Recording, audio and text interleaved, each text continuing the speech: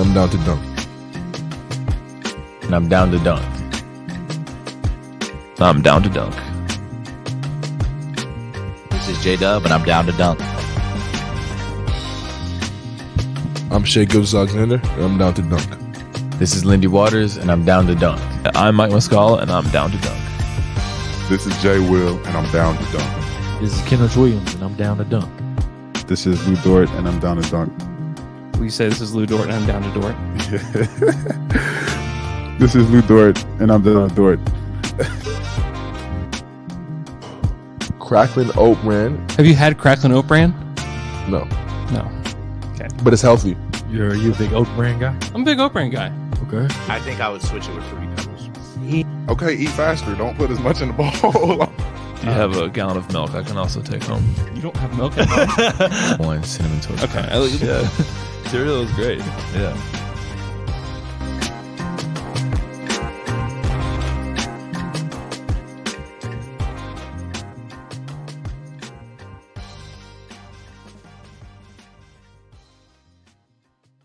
Welcome to Down to Dunk. I'm your host, Andrew Schlecht. We're part of the Athletic Podcast Network. With me, as always, on Mondays, is my good friend, Michele Berra. Michele, what's up?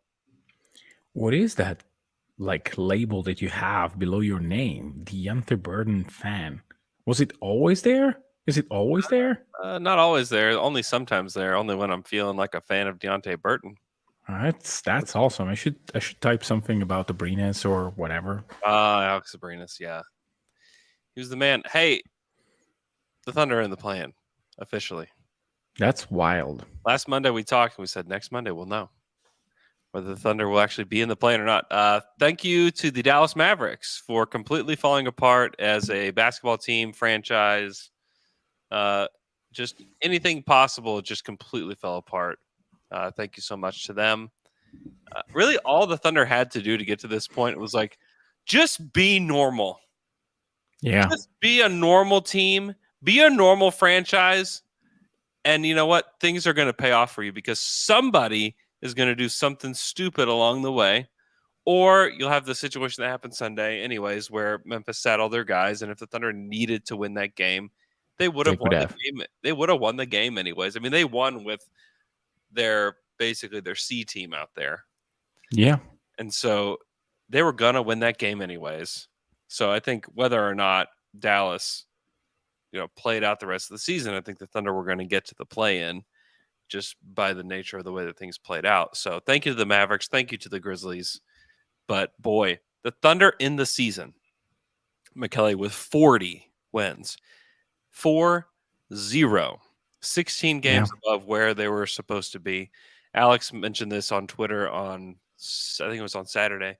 Yeah. That this is the same amount of wins that they had above their over-under as when they won 50 to get into the playoffs for the first time. So where it doesn't maybe seem as big of a deal because they didn't win 50 games and they're not in the actual playoffs, this is the same. They exceeded expectations by the exact same number of games, which says a whole lot about how far they've gone in this journey so far.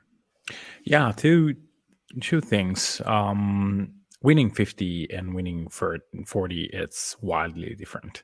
And you can say that 16 is 16 above the over under. It's also, I think, a lack of judgment. I think that having an over under of 24 was really low. But nevertheless, they won 16 more than the over under. And the second thing is, I remember that I think 2 months ago, I was discussing with John Hamm that maybe if everything breaks right, they can arrive to 41 wins.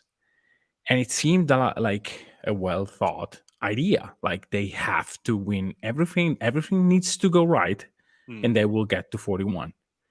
Well, not everything went right, and they still got to 40. Like they traded Mike Muscala, which I still think it was a crucial part of what they were doing. Kenrich went out with an injury. They lost silly games. They lost Shea for 5 games, and they still get to 40. that was a big portion of the season. Losing Shea for that like week plus was tough. Yeah. They also tinker a lot with rotations. I mean, I was checking some numbers at Clean the Glass, which they always have. I mean, they are reliable, but I mean, Sharich has the highest plus minus among everyone on the Thunder, which doesn't look right. They sat Sharich for, I don't know, 4 games, 5 games. So yeah, they really gave Jeremiah here's your window, Jeremiah, to make your impact, and they want to make sure that everybody has a shot still, and they want to make sure that they're not missing anything. So, Grady McKnight has a great comment here. Hey, if you would like to get one of our play-in T-shirts, this is the shirt that we have been so excited about for weeks, that we have been anxious. Are we even going to be able to release this shirt? Are they going to actually make it? I'm going to throw the graphic up here on the screen, but you can go buy these shirts still. I think we're going to take it down today. So if you're listening to this on Monday, this is really your last shot. If you want to get one of these shirts, this is your chance. So go check it out on the Down to Dunk Twitter page. If you would like to get a shirt, here's the graphic made by Dusty Gilpin, who is the owner of Tree and Leaf. He just an absolute delight of a human being, a good friend of ours. He actually made the original Down to Dunk logo. So there's a lot of Dusty Gilpin art up on our YouTube page right now, but I don't know if everybody has seen the meme, but this is an idea that was created by L-Man. And I remember he sent us a text about it, and we're like, yeah, that sounds funny. Like, how do we make it happen? And then Dusty, put that together rather quickly, and we were very excited. So those shirts are still for sale. Go to @DownToDunk on Twitter, and you will find it up on our page. But for a very limited time, you can get those shirts. So we've already sold a ton of them, but this is really your last chance if you want to get one. So I'll also throw the link in the chat here. It's our Shopify page. If you go to myshopify.com and search Down to Dunk, you can get that t-shirt, but it's also here in the chat if you want one of those. So I will never ever buy a Down to Dunk playoff shirt, because I bought only one, and it's the 2016 playoff shirt. Ouch. Which I still wear, Yeah, but it's a sore spot. So it's extremely nice. I would love to have it, but that's still, I wear it that night, and I mean, it's whatever. But this shirt is amazing. I mean, it's still unbelievable to me that we're in year 3 of the official rebuild, and this team is already exciting. It's not that different from the path that Memphis is on. I was thinking about that this morning while I was watching the game. I said I would have live tweeted the game, but then when I saw the starting unit without Poku, I just decided otherwise. Yeah, there was another game going on during it that was a little bit more important anyways. Yeah. I watched part of that as well. And I was thinking, hey, Memphis did similar things. They went to 41 wins with Ja and JJJ, and it was all exciting. And I thought, wow, OKC did almost that without possibly their best player. Yeah. like Chet can be, I mean, in preseason, Chet can be either great, either in middle of the pack, an afterthought. I don't know. But if he's nowhere, if it's near what we think he could be, like, it would be so much different next year. I mean, so much different. And thinking that without him, OKC could have won like 42, 43, 44 with the normal big man out there. Like Mike Muscala is a big man who is not playing for the Celtics. and for OKC, he was everything Yeah. basically. So if you think about that, it's insane. It's really wild. Yeah. So the Thunder finished 15th in net rating, just right there in the very middle of the pack. Yeah. In rating. 13th in defense, and then 16th in offense. So overall, the numbers say this is a pretty mediocre team. But being the youngest team in the league and being mediocre is a lot different than having a bunch of like 25, 26-year-olds and being mediocre. So congrats to the team, man. They were very excited yesterday. They were out signing autographs.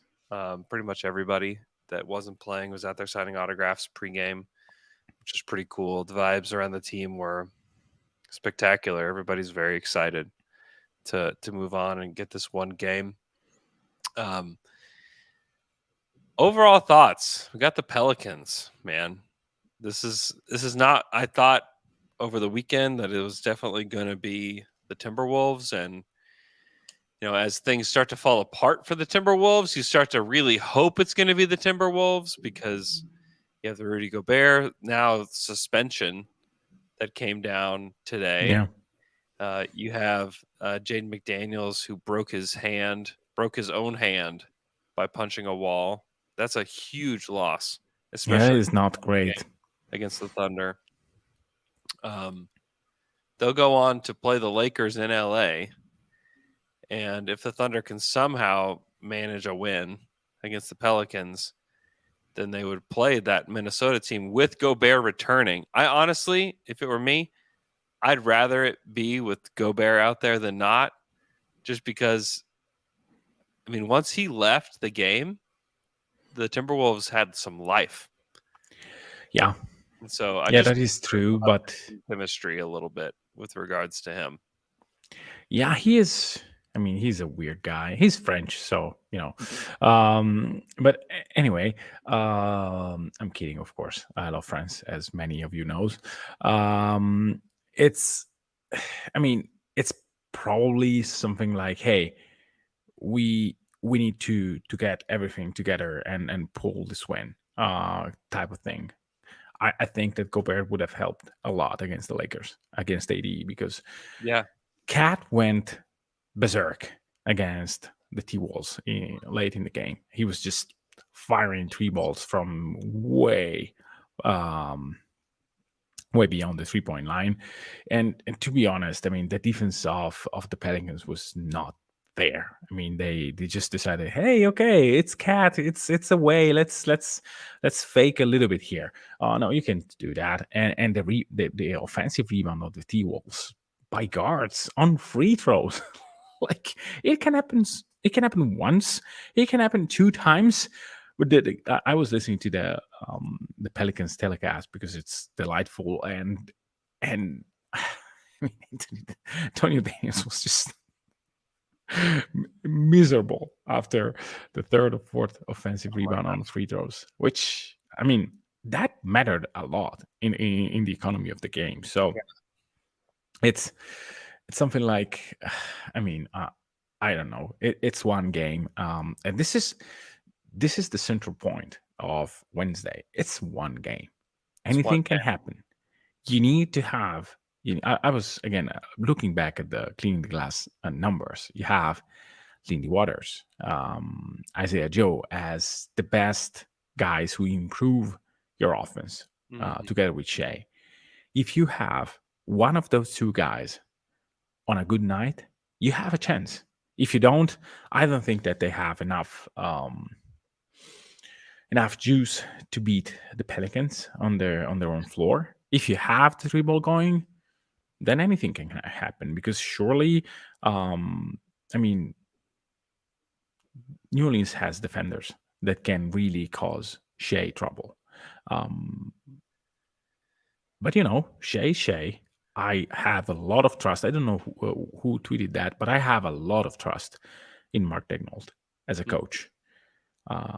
And I really want to see how they play. But on the other side of the spectrum, this is just one game. You can make the best adjustment. You can play your best way defensively and still everything can fall apart because you have a bad night, like the one that they had against the Pacers. Like, Yeah. if you have a night like that, yeah, the NBA, it's make or miss league. So Yeah. So they played the Pelicans 4 times. They played them in November, December, February, and March. And those were like 4 vastly different Thunder teams in a lot of ways. I mean, November 28th, they played New Orleans and lost. They started Shea, Dort, Giddy, J. Rob, and Poku was their starting 5 in that game. that seems a million years ago. With Trey Mann playing 23 minutes off the bench and Darius Baisley playing off the bench. Vastly different teams. So you can't really make the comparison there with that game in which the Pelicans won. Then you go to Friday, December 23rd, and another loss, 128-125, very close game. And the Thunder they put J-Dub in the starting lineup, but still had Poku starting and playing 31 minutes in the game. And so Poku's not going to play Wednesday. I can almost promise you that. He's still been out with injury.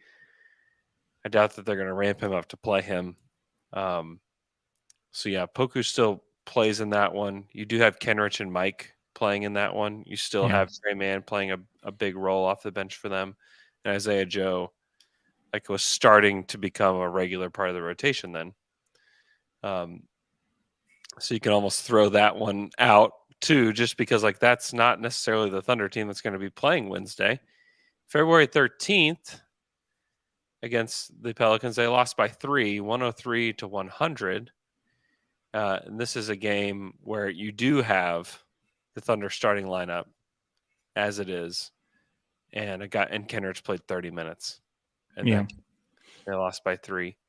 But yeah, Jay Will got the start, Lou, Giddy, Shea, J-Dub.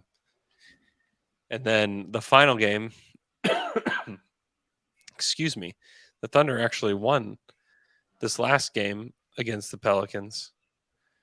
And it was the same starting lineup for the Thunder. So it's really those last 2 games are a little bit more of what you want to analyze for the Thunder. They played March 11th. And the Thunder won 110-96. But BI didn't play that. I was going to say right? there's no BI in that one. Yeah. So as far as what it looks like against them, which there's a lot of interesting things about that game in particular.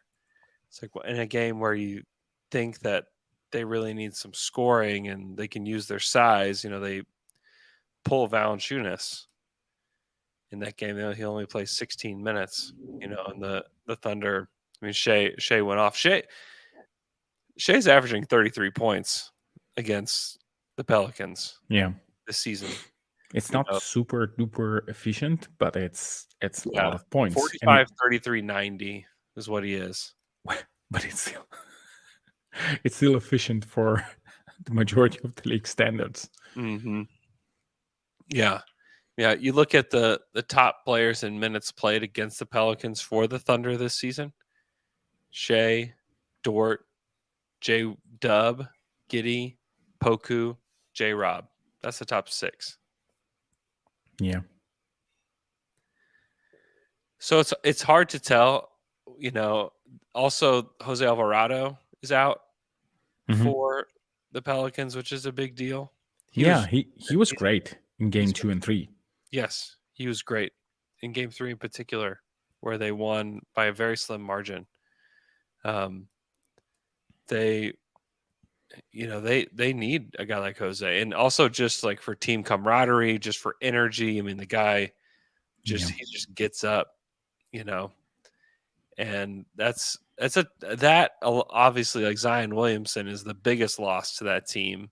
But Alvarado too is a pretty big loss for them. And you just kind of look at the way that they played yesterday and who they were playing yesterday, the Pelicans. It was quite interesting. They basically played 6 guys heavy minutes. Mm-hmm. Ingram, McCollum, Trey Murph, Herb, Josh Richardson, and then like Larry Nance and Najee Marshall get some minutes off the bench. Yeah, Like JV. that's their team. And Valanciunas, I mean, he just like ate up boards still. He was 11 and 18 in 21 minutes, but they still only played him 21 minutes against a team that plays with a lot of size. Yeah.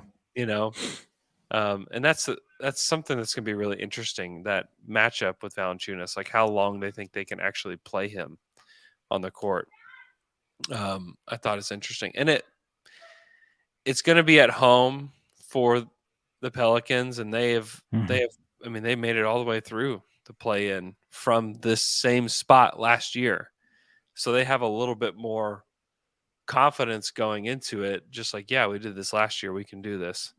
The Thunder have this youthful exuberance about them where they might be too young and too inexperienced to know the difference of like the pressure. So Yeah.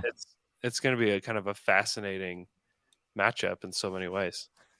Yeah, and we all know that they will try to use zone. They will try to dare the Thunder to shoot. They will double Shea a lot, because this is what everyone should do. I mean, let's put Herb and Murph on Shea, and let's allow the other players to beat us. This is something that you can't really control. If you're the Thunder, you can attack the zone at the best of your capabilities. I mean, over the past few weeks, they showed a little bit of like some wrinkles, like putting cutters around Giddey, putting Giddey in the elbow area to just like create from that area. They did it with Saric, and I think that they will do that again. But the main point to me is see how they approach the game defensively. Against the Warriors, they started the game really, really strong in terms of defense. They were flying around, playing great defense. They have to do it. Without Kenrich, it's not that easy because he's a leader on the court. But they can do that. J-Dub is not a bad defender. Dort will have to put the best defense of his life on BI. I'm also curious to see how they will match up against the Pelicans, because I would put Dort on BI to start the game and see how it is going. You risk the foul trouble for Lou Dort, but you can't risk BI to get hot. And I know that BI is not the perfect guy for Dort because he has a high jumper, but he can get into his skills like he did with KD. Mm-hmm. And I don't know if Mark will do that from the beginning, because you risk a lot, but it's one game. So you have to play your cards, and probably Shea will go on CJ, and you allow J-Dub to be basically your free safety on either I don't know, Murph, probably Murph. And so I'm really curious on that end of the court, because I think that Mark can prepare the team defensively and will. So I'm really curious to see how they approach the game. It's more an approach thing than a result thing. You can defend greatly. You can be your perfect self defensively, and the other team can go berserk from the 3-point line anyway. They have Murph, they have BI. Murph can go 9 out of 12, and you say, okay, good for you. There's so many things that are out of your control with a one game. It could be shooting and officiating. Like those two are probably like the biggest like swing factors in a one game. Like if you just kind of get a bad whistle, and like Shea gets like 3 quick fouls, like you're screwed. It's one game, and that's where that's why a 7-game series is so good for the NBA, is that you can recover from a bad shooting night. You can recover from a poorly officiated game. One game, anything can happen, good or bad. Who knows? They're going to leave J. Will wide open. Is J. Will going to hit his threes like he did in Utah? Yeah, they will allow Lou Dort to take as many threes as he wants. Yeah, Lou, and that's the thing about Lou. love him or hate him, Lou Dort is not afraid. Yeah. And in this game Wednesday, it's a lot of it is about who's not afraid of the moment. Yeah. It's not going to be Shea. Shea's not going to be afraid of the moment. It's not going to be Lou Dort. Dort's not going to be afraid of the moment. Who else? Who Yeah. else is going to step up and not fear making or missing a shot? Yeah, because I mean, it's all gravy for OKC, but once you're there, it's not gravy. It's, hey, we are here, and this is a win or go home kind of thing. Yeah. And I mean, it's still a game where you can feel emotion, you can feel fear. Because I mean, yes, everyone will tell you, "Hey, great job about this season. Just forget about that game." But you are there, you are playing that very game, and I mean, it will be on your legs, it will be on your hands. Like you can tremble, you can feel that game in a different way because your season is over after that, and it will depend on your performance. How you, if your season ends that day, or in 2 days, or in a week, or 10 days, whatever. So it's going to be extremely important. Nobody will draw like grand scheme conclusions after that single game, but Right. still, it's very important. And speaking about officiating, I mean, I'm very curious to see what kind of whistle in terms of contacts there will be in the game. I mean, not specifically against any of the teams, but can Shea generate 7, 8, 10 free throws on that night? Because that is a crucial part of his game. And It's I'm the whistle man. really, Yep. yeah, I'm really, really curious to see, will he get whistles or not? Because against the Pelicans, even in the regular seasons, he struggled to get to the line. So again, I want to see how the game goes. Mainly because I mean, it will tell us a bit of where OKC is at, where the best player of OKC is at. What Yeah. kind of share we get? Do we get the, hey, I'm getting 40 shots? I don't think that, but I'm really curious. Mm-hmm. Yeah, and defensively, how physical are the Thunder? And how do the 7 or 8 guys they play react to this team? Because like you look at like BI played in one game against the Thunder this season. Mm-hmm. And he had 34 points on 58, 60, 100 shooting splits. That seems good. He only took 3 free throws. But he was getting to his mid-range jumper, and he was very good. CJ McCollum played in 2 games. He had 21 points on 34, 46, 100 shooting splits. Trey Murphy averaged 17.5 points per game against the Thunder this season, shooting 40% from 3 on 7.5 attempts per game. Yeah. Jose Alvarado, who won't play in this game, averaged 13 points per game against the Thunder, shooting 38% from 3 on 7 attempts per game. Jonas Valanciunas only averaged 11 points per game, and only 22 minutes per game. Gosh, remember Jackson Hayes just going off against the Thunder? Do you think Jackson Hayes will play? I don't think Jackson Hayes will play. Me neither. I think it will be other guys stepping up. Yeah. Larry Nance. Yeah, Nance, I think, is somebody that they'll play instead of Jackson Hayes. I think the Jackson Hayes thing is just kind of more experimental than anything else. Mm-hmm. So, you know, the health of guys like Shea and Lou and everybody is pretty important. Like a good thing to understand is like hardly anybody's like truly healthy, like 100% healthy right now, including Brandon Ingram. So you know, James Anderson in the chat, is Lou Dort's shoulder 100%? I don't expect it to be 100%. I'm not sure how many guys are actually 100%. But those guys are going to play 40 plus minutes Wednesday and to give an all out effort to get this team, you know, to at least one more game, if not a series. So, yeah, I think it's so interesting, and it's hard because there's a couple ways that you can approach this as a team. Is okay, are we gonna just like completely analyze this matchup and like just deep dive and like let's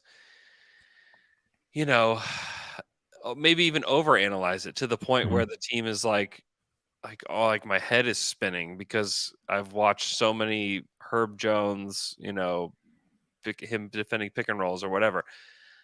Or like you just like, okay, listen, it's one game. Are we just going to play loose?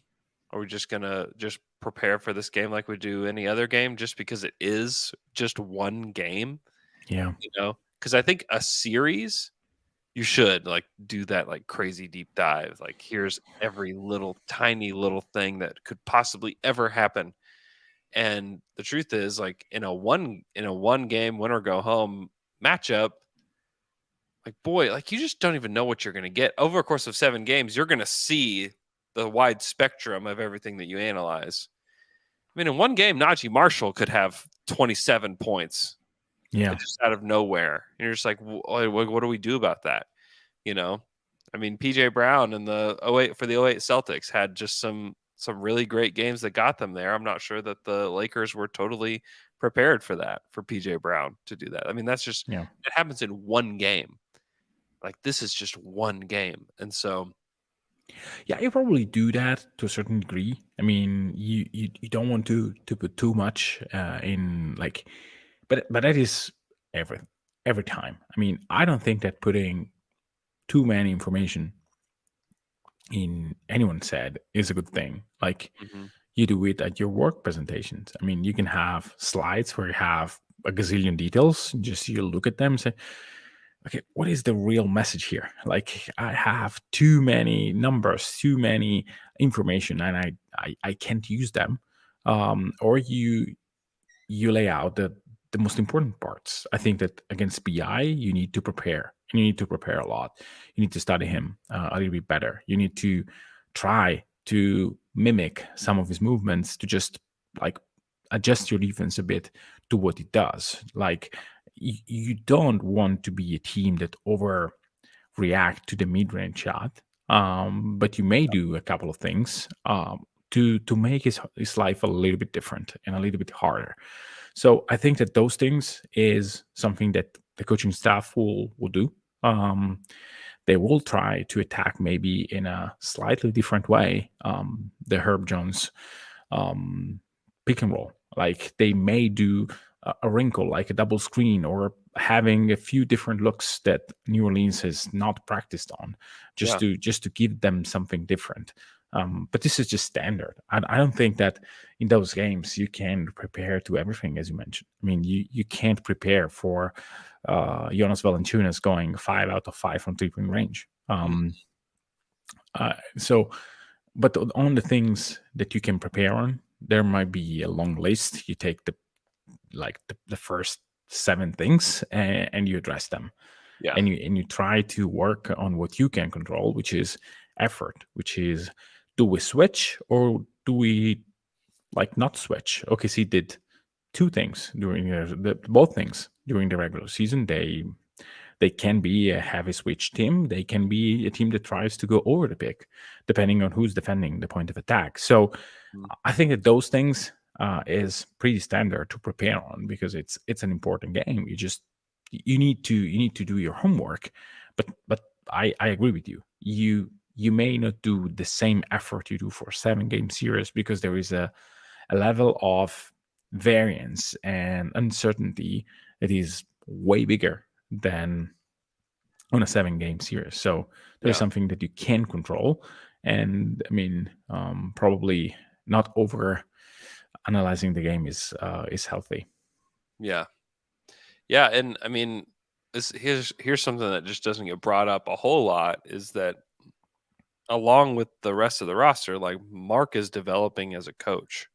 Yeah, like Mark has not been the head coach of a team doing anything like this before. Yeah. I don't know if you want to. Yeah, we forget about that. I don't know if there's like any G League game, that could have had like high stakes, but like truly, like the stakes are never that high in the G League.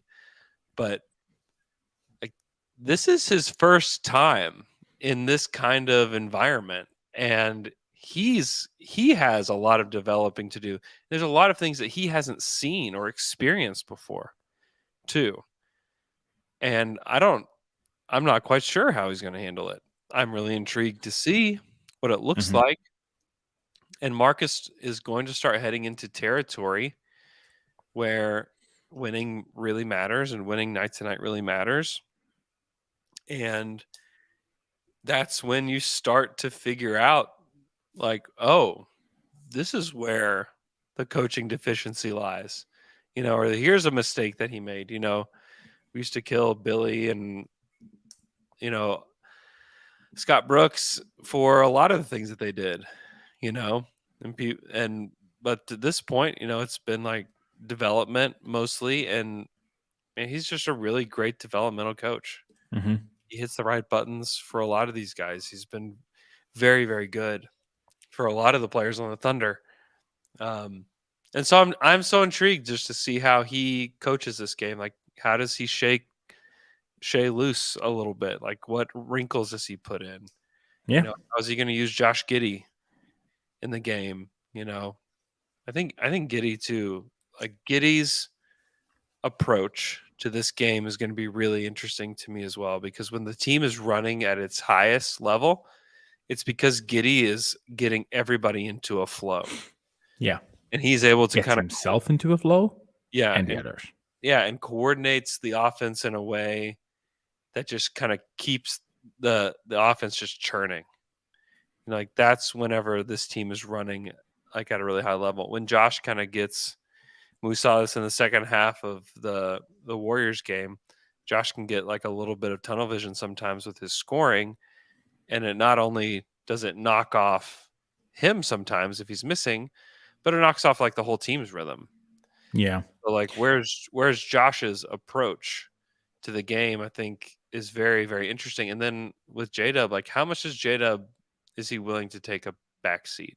How willing is he to just kind of let the game come to him? Or is he going to, I really hope not. when he sees that, like, hey, we haven't scored the last like 4 possessions, I guess he's going to be willing to just be like, give me the ball. Like, I'm going to go to the hoop and I'm going to dunk on somebody, I'm grateful that you put up this point because, I mean, both Giddy and J. Will should be integral part of this game.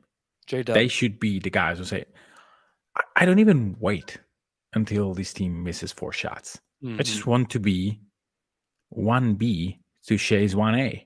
I just want this game to be for my team, but also for me. I mean, to be aggressive, because if J-Dub is aggressive, if J-Dub puts pressure on the defense, then it gets a little bit harder to double Shea and to put your 2 best defenders on Shea.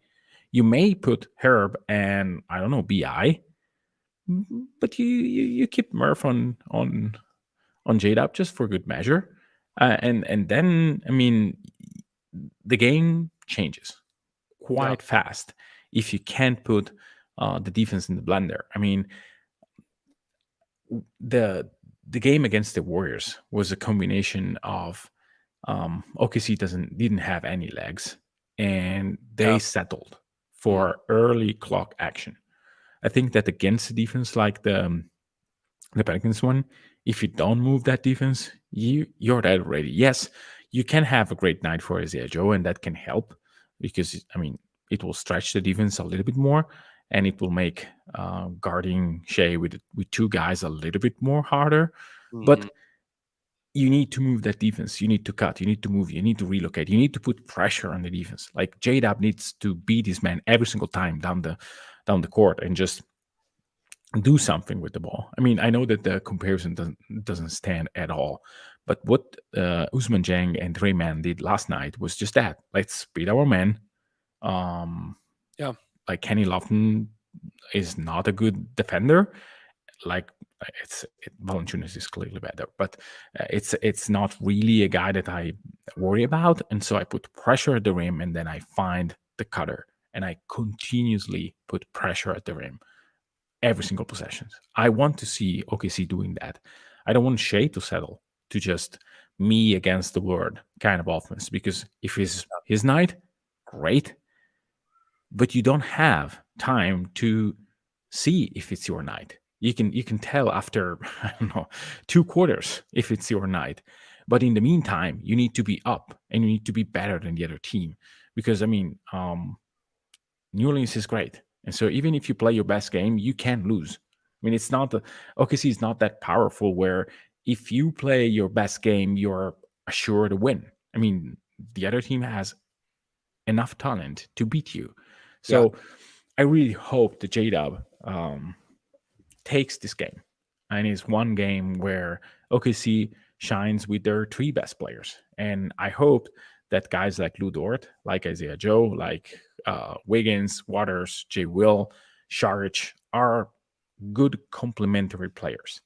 That OKC doesn't do what Dort did against the Houston Rockets, which is, hey, if I got 10 open threes, I will take 10 open threes. No, you can take 5, you can take 6, but you need to show them something different. You need to allow your best players to be the creators and the finishers. And so against the worst, that didn't happen. I mean, Giddy rushed into a few decisions, and Dort rushed into more than a few shots. That cannot happen. And I'm sure that Mark knows that. So I'm really curious because that will be probably something that New Orleans will force. And I really want to see how the players respond, how the coaching staff respond. What happens if Dort takes 2 early jumper threes? Does Mark take a timeout and discuss it? Like, these are the things that I'm really interested in. Yeah, I am too. I'm not certain that he would call a timeout and put a stop to it. I'm not certain about that. I'm not certain about that. You look at last season in the final playing game for the Pelicans, they played the Clippers and beat them by 4. BI and CJ McCollum both played 42 minutes in that game. Herb Jones played 33. Jonas played 25. They started Jackson Hayes last year in both playing games. He only played 14 minutes, but then like Nance and Murph and Alvarado are basically the 3 guys off the bench for them.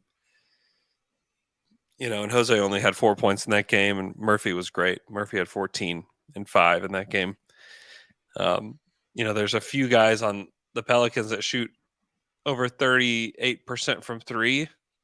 BI, McCollum, and Trey Murphy are the ones that like really watch. Like that's where they're going to generate most of their offense. And then like Josh Richardson off the bench has been pretty good from 3 for them. I think he shoots about 38% as well. He's a wild card. I mean, he was in OKC. Yeah. He was terrible in Minnesota last night. Yeah. And horrible.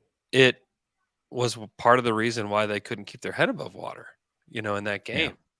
Like he was definitely one of the reasons why they did not win that game last night, in a game that they frankly should have won, as the Timberwolves are falling apart culturally. They're fighting. They lose their best defender, and honestly, the way that Edwards and Cat played, you have to tip your cap to those guys, because they went. Edwards made a block that left me speechless. I mean, that's a play. And also, like, speaking of coaching battle, I mean, BI was put back on the game last night really late. Yeah, like he was owning the T-Wolves with his mid-range jumper, and I said, "Where's BI?" multiple times in front. That was weird, wasn't it? Yeah, it was. Like, what are you doing? Like, are you trying to win the game? Like, if so, like your best player should be on the court, and you should funnel your offense through him, since nobody on the other side can stop him. Yeah. Like, the offense is very simple. Just run a pick and roll with BI, let him pull up from 15 feet, and that's okay. That's your offense. BI is great at that. And if nothing else works, just do that 3-4 times. And then when the defense adjusts, you can find CJ wide open. And they also had like bad luck. CJ had a wide open 3 in transition with that he hits 90 times over 100. But still. Who do you think plays for the Thunder? I mean, after I saw the game last night, Trey Mann, Usman Jang, anybody who can stop Lofton Jr. I mean, we will talk about this in the coming weeks. Now it's not important, Mm-hmm. but I really like what I saw from Usman Jang. He was aggressive. So, he's good. Yeah, he was good. I think that the starting unit is the usual one. Yep. I think that Jay will not play more than 22 minutes, unless he has one of his nights where he hits everything. He had 22 minutes against Utah, and he was 3 of 5 from 3. So yeah.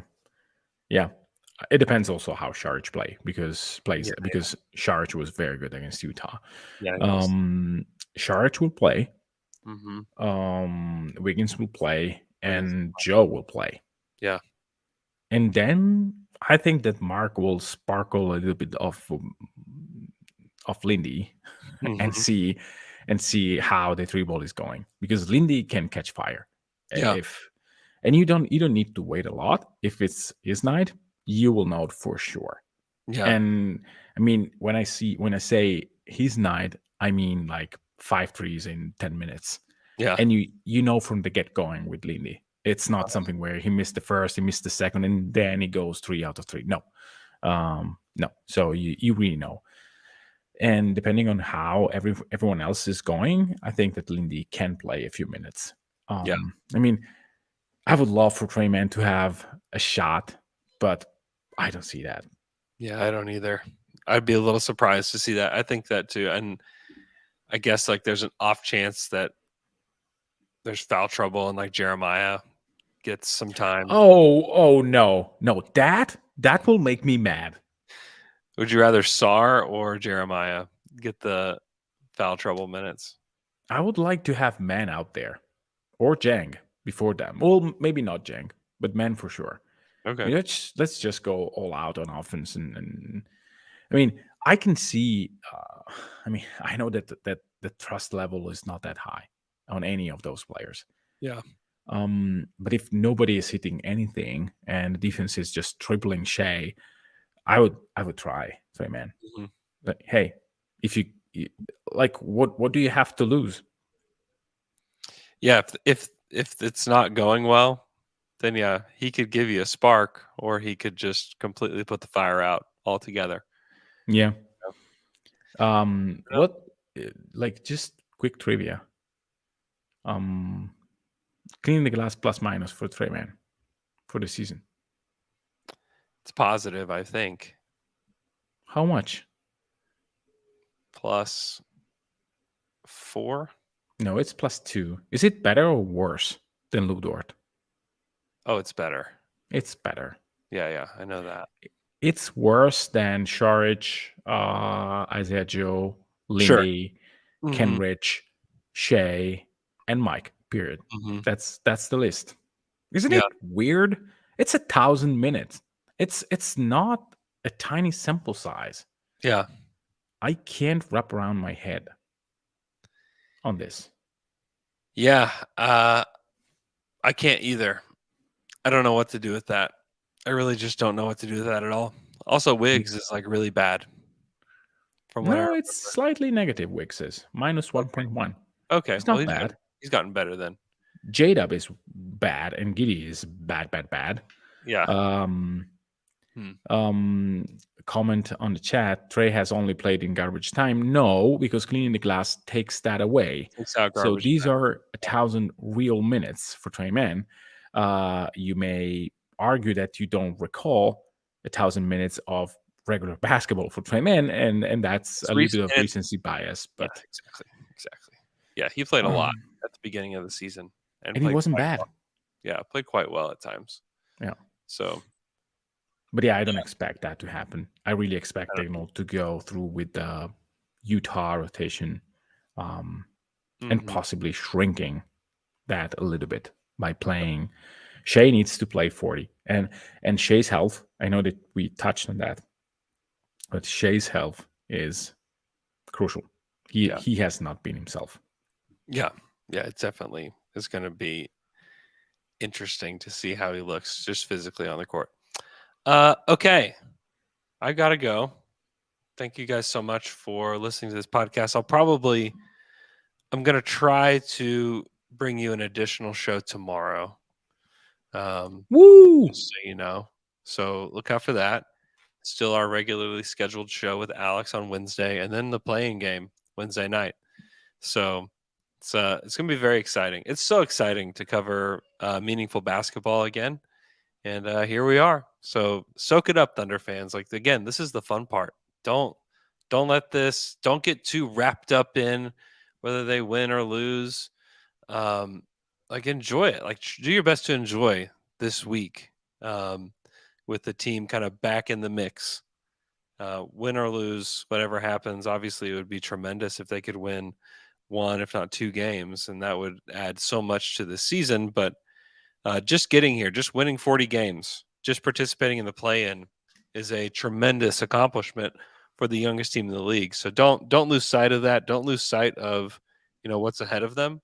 Don't get too high, don't get too low on any of this stuff, because just try to enjoy it. Like, this is just this should be the fun part of being a Thunder fan. So hope you guys enjoy it.